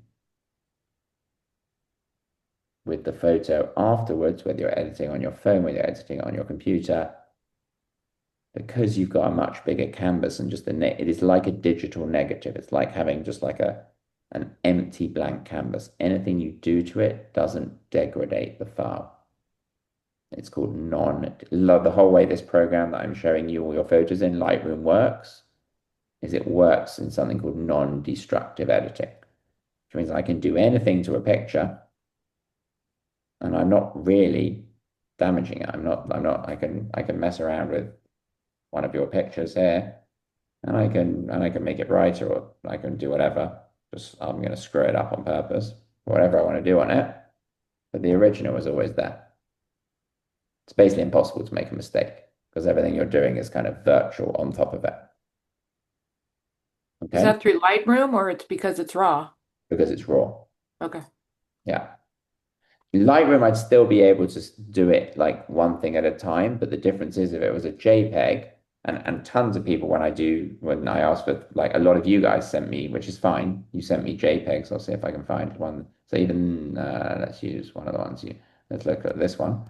Okay, so this was sent to me as a JPEG, which means when I try and do something with it, it's okay, but it's doing more damage to like I don't. That looks really unappetizing now, right? Less. Yeah, it looks really unappetizing because I've degraded the file. I mean, I've screwed it up on purpose, but I've degraded the file. Okay. So yeah, shoot in RAW if you can. Any questions on that? And the main biggest thing to come out of kind of all of that is in a situation even like this, where's the highlight here? What's the bright thing? I think it's Clock. the clock Yeah, tower. Yeah, you got it. It's the clock and the sky. So we want to set the exposure so that the clock and the sky up, which has been done successfully. A lot of the time, the iPhone does this automatically, but it's nice for you to have control. So to guarantee I got the clock and the sky correctly exposed it, Carolyn, what would I have to do with my iPhone? I would put my finger on where the clock is, I think, You got it. and hold it. You put your finger on the clock for 1, 2, 3, and then Hmm. you adjust the exposure up or down if needed. Most of the time, when it's a bright thing, we usually have to adjust it a teeny bit down. Yeah, and that's it. And the more you adjust it down, what would happen if you wanted to create the whole Embarcadero to be really silhouette-y, but the sky, I'm gonna just don't worry about what I'm doing here. I'm just recreating what would have happened. So you could have had a photo where the sky was brighter, but the down here was all shadow, Hmm. if you wanted to. Starting to kind of layer the technical with the conceptual. That was before, that was after. Not a huge difference, but arguably brings more attention to the sky and the clock tower. But that's how to deal with it. Hmm. And this, who took this one? Remind. I did. Nice, really good. So you're in a great spot on the Embarcadero. You've got really good lines here and here, really good leading lines. Nicely positioning of the ferry building in the top left nodal point. This is where the patience bit comes in sometimes. Like I think this lady and the dog are Hmm. distracting. I would have like her taking a picture. I would have obviously lots of people were taking pictures this night because the sky was amazing. But even I would have like said, she's kind of annoying, she's distracting. I'm just going to walk to the end of the little post here. And I'm going to stand here and let her not be in my way. I I I, thought, I I I think thought about that. you thought about doing But that. but the lines are interesting with the broken piers and all that kind of Yeah, stuff. agreed. Yeah. So Yeah. then the other thing that I would say is you just be patient and you take this one, but then you wait for the lady to go past you. Yeah. We don't we Or just oh, tell her, get the hell out of my yeah. Yeah. Time to move on. But I feel like there is a lot of photographers who can be very obnoxious. I cannot tell you the amount of times where I've been in like the most photogenic place and I've sat there for like an hour waiting for the sun to set in the Marin Headlands in Tunnel View in Yosemite at the Bixby Bridge. And then a photographer will come right in front of you, like 10 yards in front of you, and they'll plop Yeah. themselves there. And you're like, Yeah. hello, like I'm right here. And you're like, Yeah, what's the etiquette for that? What do you do, Adam? What's the etiquette? usually I actually ask them to move. I'm not, I would ask in a polite way. I'd say, excuse me, like I've been here. I've got my photo framed. Is it just possible you could move a little bit off to the side? Um, because technically, you get this a lot like, I'm trying to think of a good situation where have any of you ever heard of this thing called fire fall in Yosemite? Yeah. Oh, yeah. Okay, so firefall in Yosemite like happens once a year where all these photographers, well, just people who want it, where Yosemite Falls, like the sun hits it at like a certain angle where it looks like it's on fire. Now, 10 years ago, I went and photographed this, and there were maybe 6 photographers, maybe longer, about 15 years ago. Now you go, and it's a complete scrum. Wow. There's like hundreds of photographers in a field trying to take the pictures. Everyone's in each other's way. I started as a sports photographer, so I got used to like using my elbows to create a little bit of personal space around me. It's like if someone was a little bit too much of my personal, but you can see like look, it's a zoo. Um, and you end up taking, I mean, this is different because you're shooting up on the mountain. But generally, I would just politely ask if someone can move out of the way. And if they won't, well, then they're not a very nice person, and I would just take them out afterwards. But generally, if you're at a spot, there's another very spot. You've probably seen this picture before, but there's a place called Mesa Arch in Arizona. Mm. But a lot of people go and take pictures, and everyone takes pictures at sunrise here. And again, it's become like a massive. Everyone wants this picture. Yeah. And it's this Yeah. this is a perfect example of it. Where do you think if we were taking this on our iPhone, where would I we? took that picture.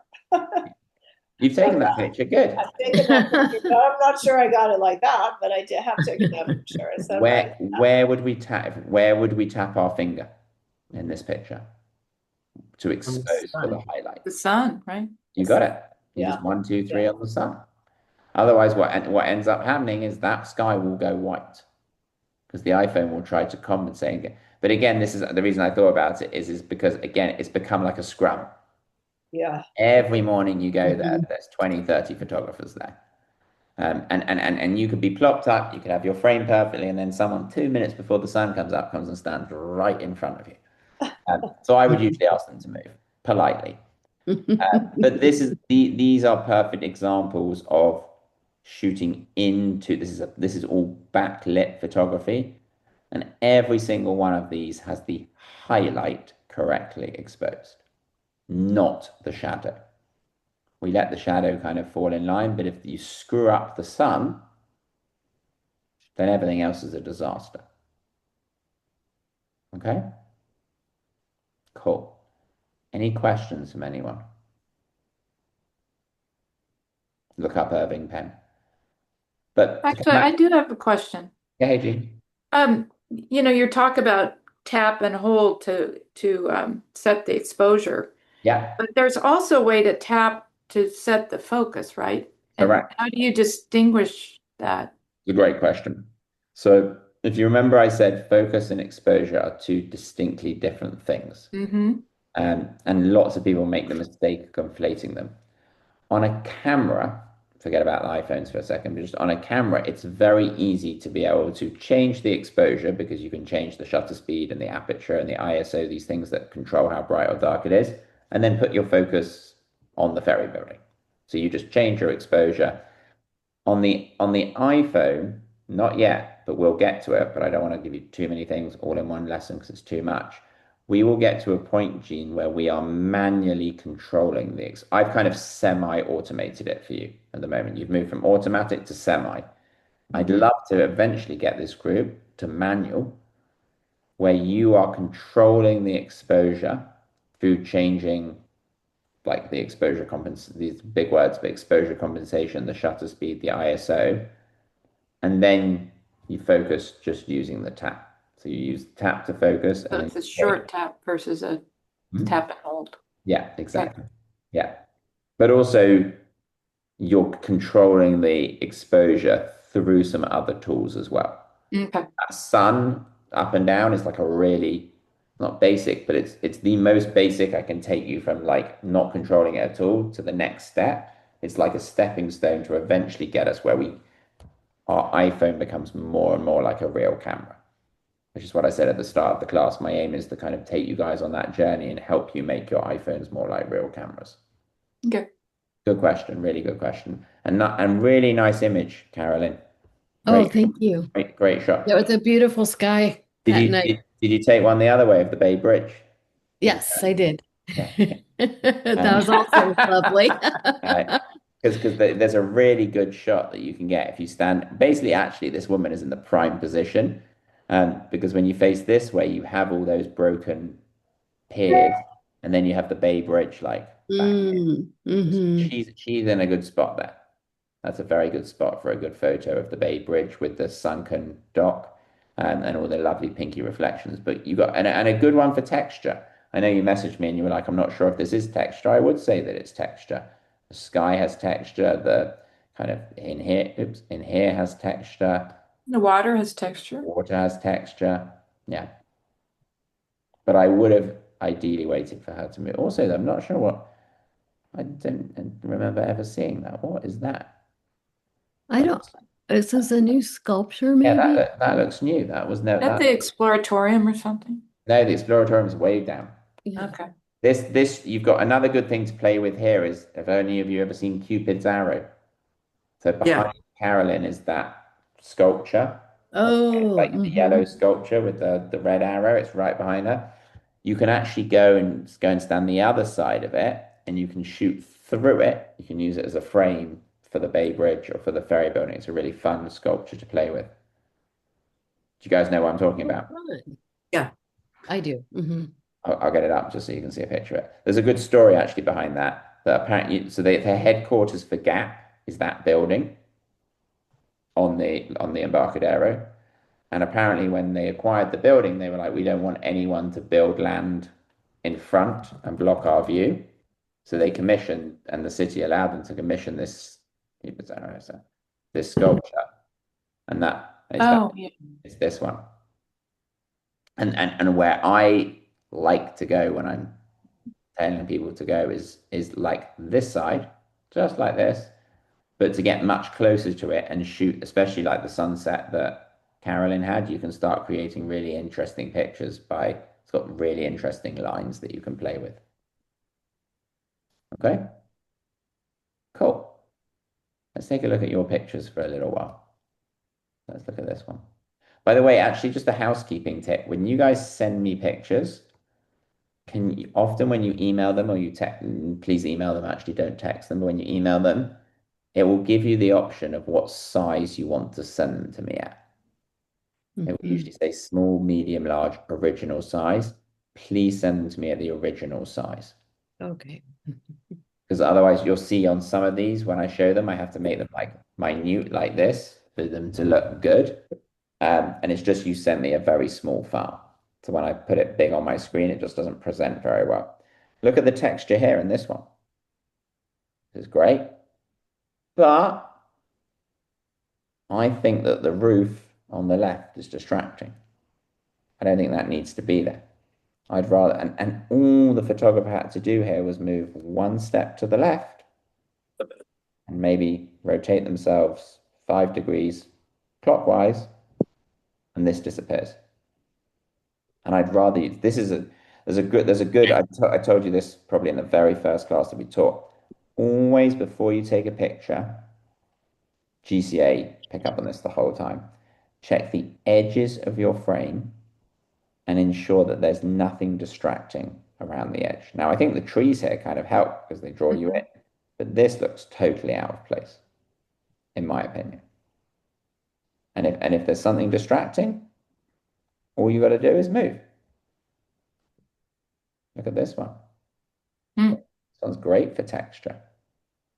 This is a really good example of what I began today's class talking about, which was showing less, tell more. Like, I presume this is some type of like wicker chair with great texture, but I don't see the whole thing. And I don't see the ground, and I see the ground through it, but I don't see everything around it.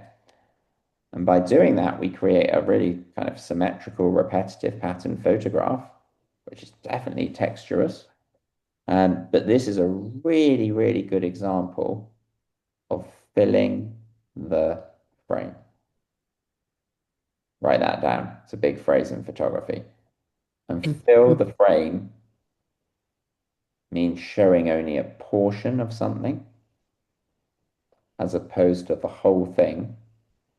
So it's showing only a portion of something as opposed to the whole thing to leave more up to the viewer's interpretation.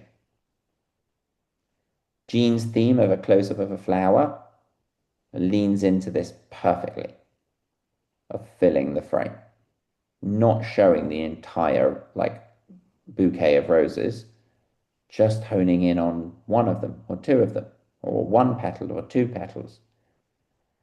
So I have a question with this one because I took a lot of up close pictures also, Yeah. and I here I don't see a real focal point. Mhm. Yeah, it's Um, good. Good and question. it's and I always got thinking, where's my focal point in this kind of picture? Because I took several similar, and there really isn't, is there? Yeah. So photography, there's no rules, right? It's an art form, it's not a science. So in general, we always say we want to have an identifiable focal point. But on a lot of these kind of abstract, fill the frame, repetitive pattern photographs, there is none. It's Okay, like here, it's not like my eye goes here and my eye doesn't go here.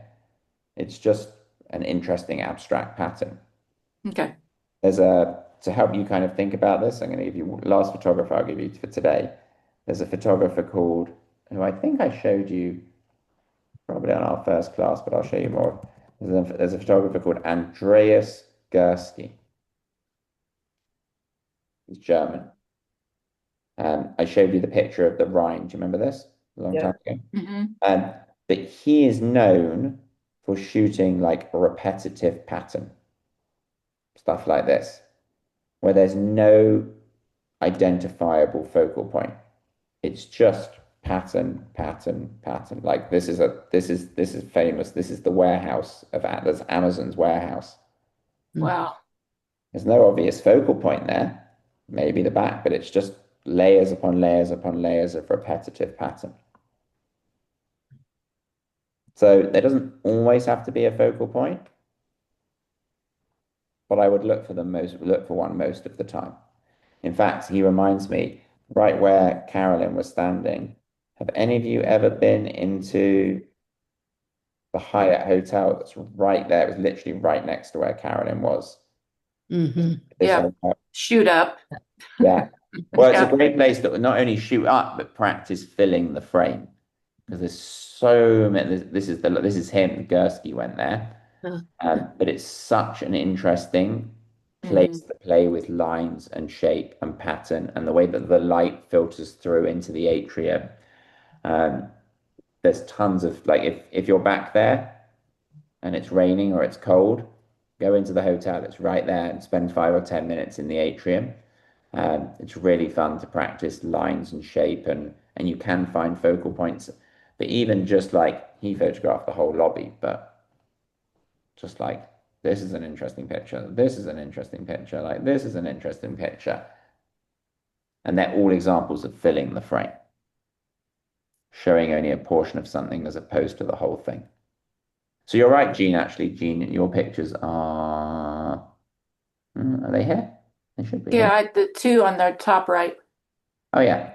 So we'll look at hers and we'll look at these ones alongside them. So look, all four of these are really good examples of filling the frame. Look at that one. Who took this one? You here? Maybe someone on the recording, but this one they've turned it upside down, I think. What is that? Man. Oh. Staircase Wow. going down, but they flipped it, which is really interesting. But again, they haven't shown, nice job whoever took this, you haven't shown the whole staircase. We can't see everything. Same with this one. This one I'd probably crop off the top. Oops, a little bit. Oh, let me do it. Um, but I don't even know what that almost looks like keys on a keyboard. I think it's some type of chair or some type of texture. And Jean's ones as well. This is a great example. Look where the light's coming from here. Behind Jean, over to her right. Means that the fruit has a lot of color, a lot of shadow, a lot of depth, a lot of texture, but it looks very three-dimensional. Yeah, this is my professional photographer. I probably would have ripped that label off I that thing. I if I had time, I wanted to take it off, and then I said, eh. Ah, It's fine, don't worry. But I bet you if you entered this in a GCA show, they'd pick up on that. Oh, I wouldn't submit it with Um, that there because it was bugging me. um, but Gene successfully here has filled the frame, and I would argue even the one on the succulent here, which has lovely light, Mhm. Ruth Bancroft Garden's a great place to go near you guys to practice this. You That's where I like, got it. oh, there we go. If you like, Mhm. Well, there's also, I think the fruit one's cool because there's a lot of depth in it as well. yeah. Yeah. Seems to me. And what I was going to say with the succulent is I would probably go even closer Oh, than Oh, Jean. mhm. wow. I'd go in here, or I'd take like a horizontal picture where I'd make it more like this, and I'd make it all about kind of Oh, that wow. That's good. stem. Kind of looks like a face now, right? It looks like like Yeah. the beak of a duck or something. Mm. Um, but the but just that compared to the original, not that the original's bad, but I think there's a lot to look at and watch out for Jean. Jean in this photo, definitely the focal point is the center of the succulent. And I think Hmm. you put it a bit too much in the middle, Got it. Mhm. Yeah. very centered. So look out for that. And to come back to Julie's point on your fruit's great because you've got there could be 10 of these, there could be 100, there could be 1,000. We don't know. And we don't know because you filled the frame. You haven't shown me the basket and then another basket next to it and then another basket next to it. You've just honed in on the fruit. Really good. Really good. Other than that label. Yeah. It bugged me too. We'll let you off on that one. Um, let's look at this one. I have to go. I'm going to watch the rest of this, but No, thank you.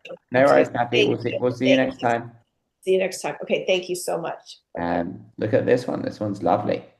Really nice lighting coming from where, Carolyn? I think it was coming kind of at the 4 or 5 o'clock. Absolutely. It's coming from 5 o'clock. It's coming from behind the photographer, illuminating the scene. This is the kind of thing I said, watch the edges of your frame. I don't think those need to be there. I'd probably move to take those out. Just move one step to Yeah, my left, or just lift I, my camera up a tiny bit.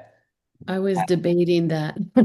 So again, Yeah, I don't think they're serving anything here. I it's think yeah, it's unneeded additional texture. it's unneeded, and it just I think the minute we take it out, Yeah. I just think we've got a much stronger picture. It's just not distracting. I like how kind of the eye very naturally ends up at this. What is it? A dock?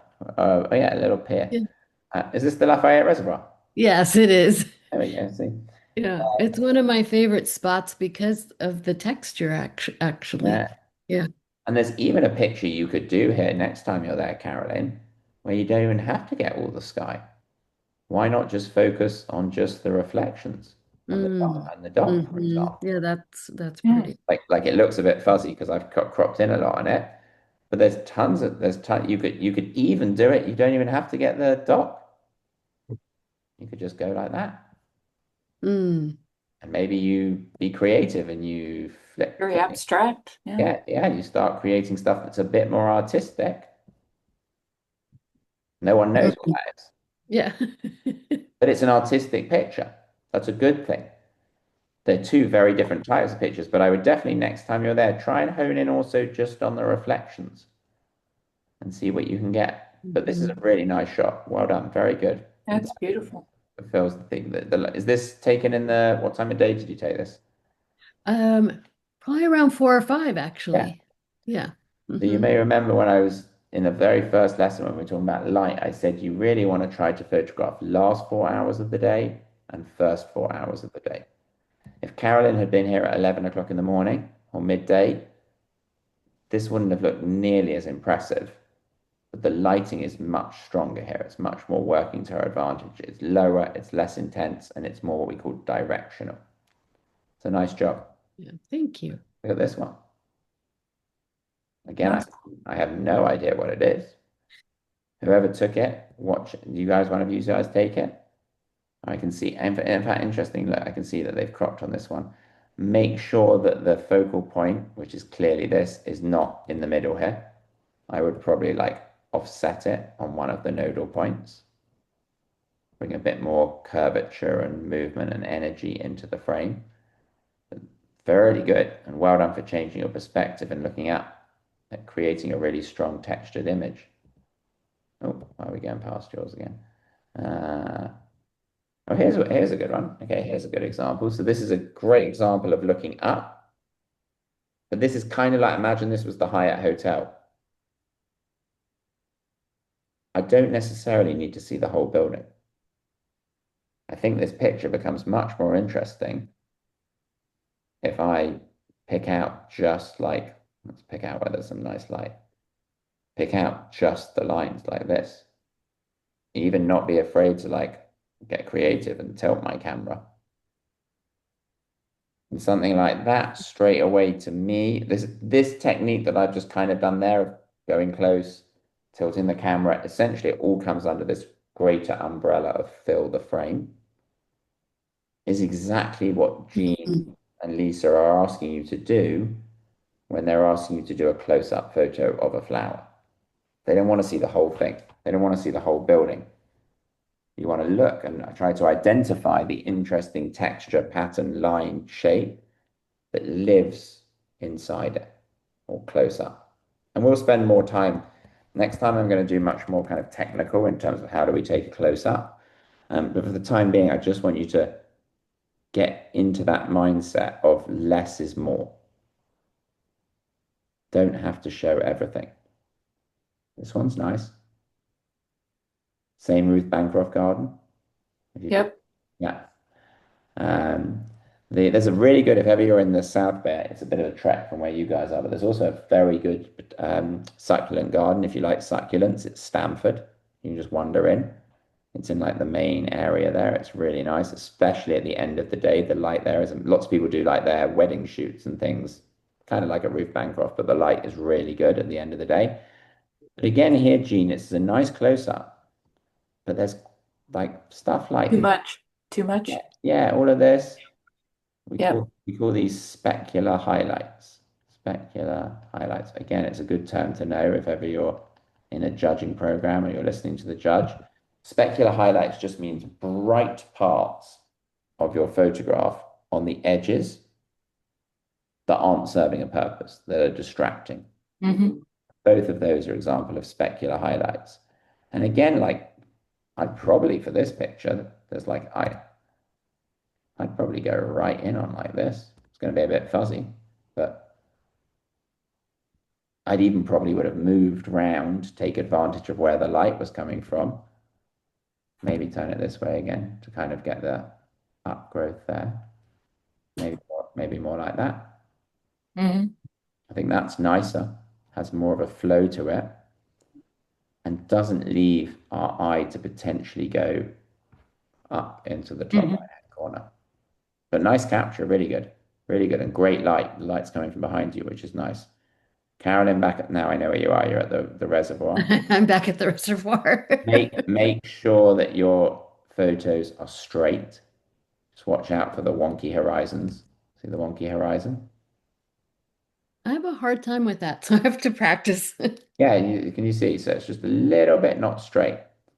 Mhm. So just try and, if you can, concentrate when you take the picture on making sure that your camera is nice and straight, that it's not tilted. A good trick to do that on the iPhone, especially if you're taking a landscape picture like this, is rather than press the button, take the picture, is just use the increase volume button on your, that will allow you to take a picture, like when you're in the camera. So otherwise it's a bit awkward. You kind of have it set up. You have to like, get my finger and put it there. And inevitably what happens is your phone tilts.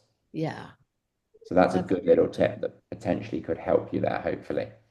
But again, a really nice picture with this, in this case, unlike the twigs you had in the first picture, I think this serves a purpose. There's enough of it here where I think it looks intentional and it looks like you've included foreground, nice bit of foreground to take us up into the main kind of drama of the picture, which is up here. Nice use of the rule of thirds as well. Do you have the grid still up on your phone, Carolyn? Yes, I do. Good. So Yeah. that's helped you compose in the rule of thirds here.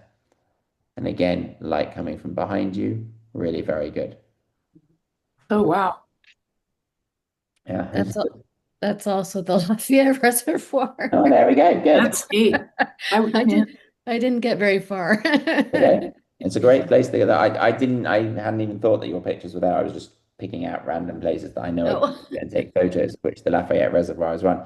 But look at this this kind of to Jean's point, like is there, I think there is a focal point here. I think it's here, just because of the way the mushrooms fall and the light, and Mhm. especially the way that Carolyn has kind of controlled focus.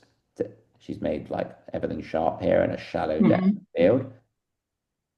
Well, going, would I be tempted to kind of just try doing this again and going more to that? Maybe. I think that may be a slightly stronger composition that really takes us, but great for texture, great for close up. But you could have got your camera, you could have shoved it right in the face of the mushrooms if you wanted to, and created something almost like that wicker chair, but that's Mm. really abstract. Oh, wow. Oh, cool. Yeah. Yeah. Remember, show less, tell more. The less and the less I'm showing, the more and more you like. If you showed that to someone, they'd be like, "Oh, that's interesting," and they'd have to kind of ask themselves questions and figure out what it is. Not to say the other one is not nice; it is very nice, but there's an argument that some people's eyes would start to wander back here Hmm. instead of on the focal point on the mushrooms.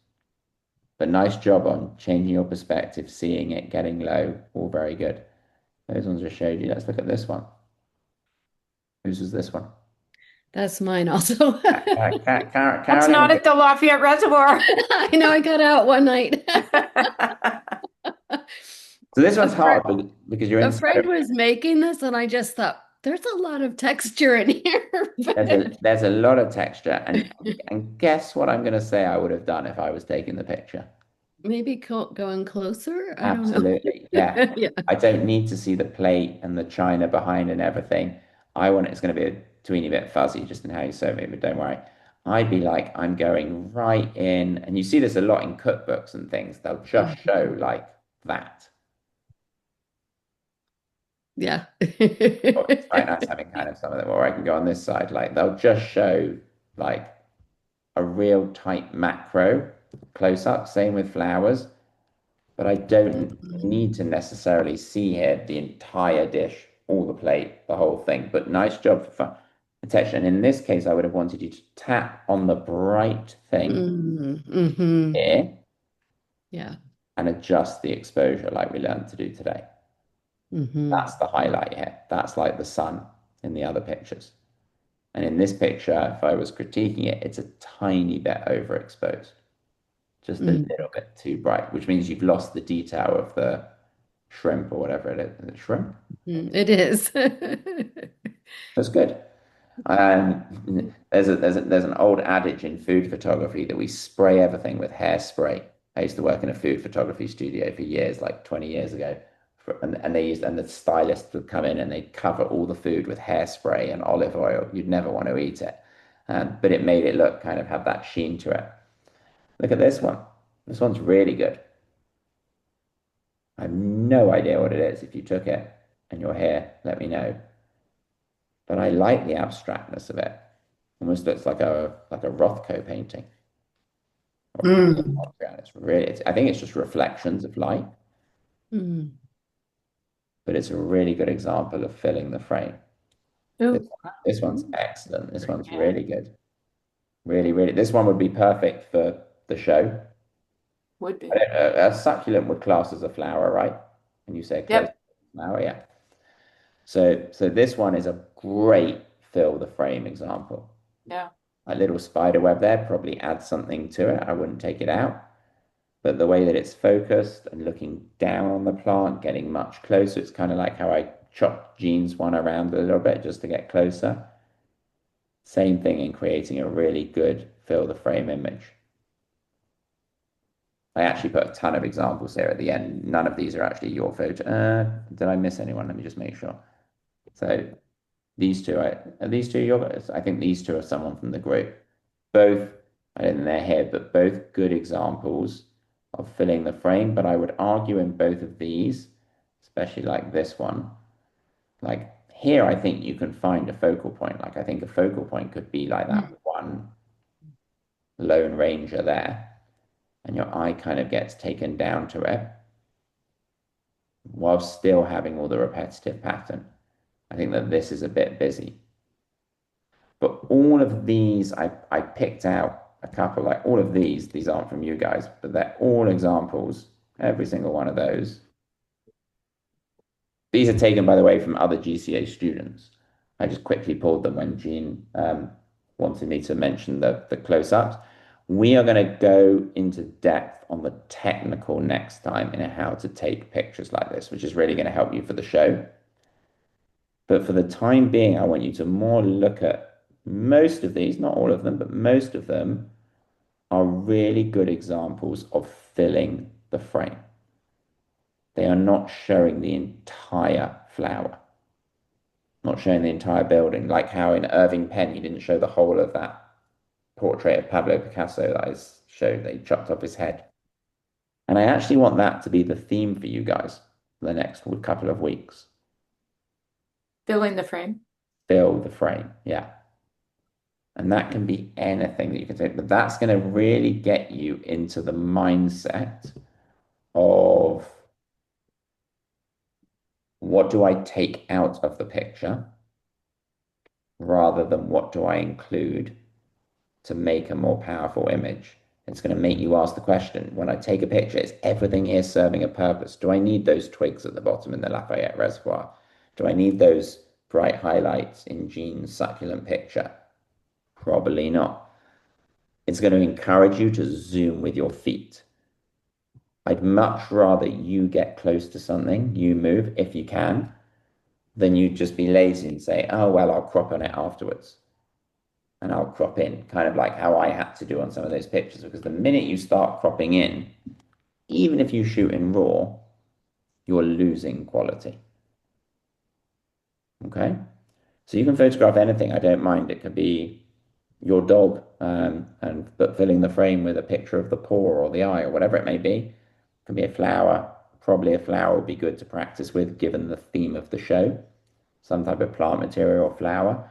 But I don't want you at this point to be limited by that. And then we'll dive more into the technical next time. Okay? Okay. Great. Anyone got any questions?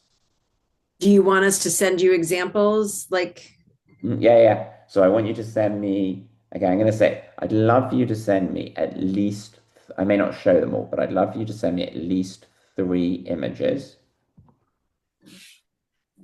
in the original size prior to our next class. And our next class is on the 27th. 27th. So yeah, so I want you to send me by Sunday the 25th. That's the deadline. And I'll put this in an email when I send out the recording to everyone. But by Sunday the 25th, please send me a minimum of 3 images around filling the frame. And we also have some practice. We touched on some things today, like that will tie into the shadows assignment, like that whole expose for the highlight thing. You can practice that in this assignment. The tapping, the holding, the adjusting the exposure. That's going to let more shadows and highlights, more dynamic range fall on your subject. Okay? Okay. So nice job, everyone. I will see you on the. We've got 2 classes. We've got today and the 27th, right? Yeah. Perfect. Good. We will set you up for success for the show. By the end of the next lesson, you'll be raring to go. All right. Any Great. questions in the interim, just let me know, but I'll send you guys the recording later. Have a great day. Okay. Bye, Thank you. everyone.